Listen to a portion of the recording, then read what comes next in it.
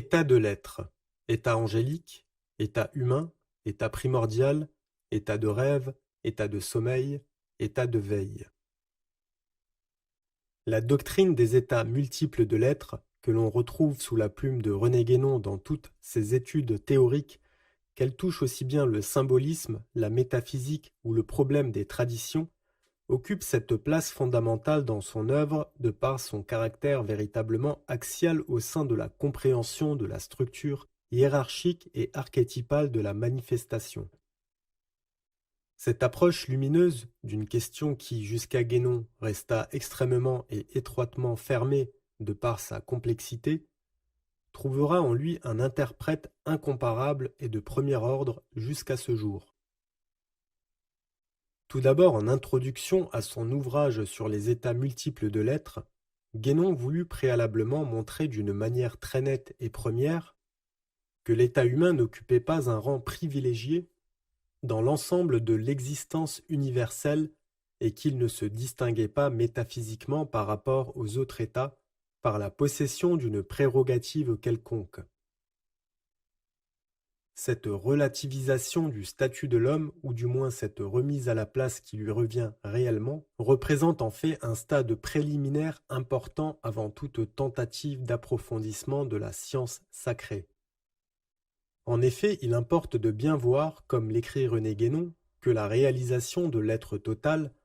peut s'accomplir à partir de n'importe quel état pris comme base et comme point de départ en raison même de l'équivalence de tous les modes d'existence contingents au regard de l'absolu.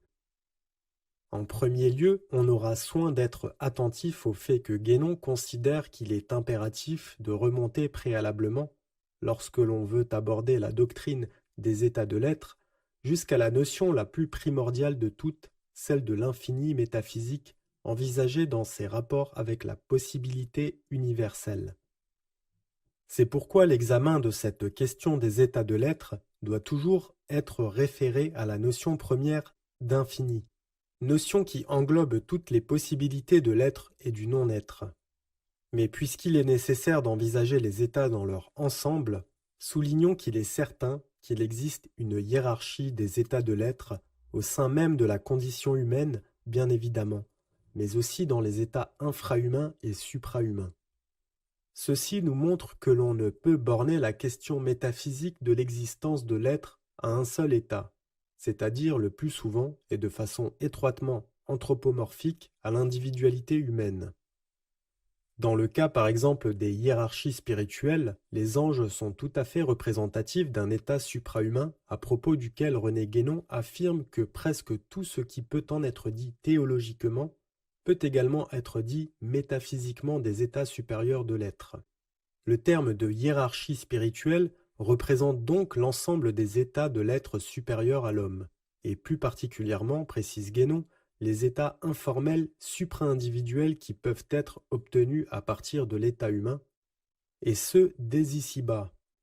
cette obtention étant essentiellement impliquée dans la totalisation de l'être, donc dans la délivrance, par laquelle l'être est affranchi des liens de toute condition spéciale d'existence. On notera toutefois que sur le plan de l'existence dite conditionnée,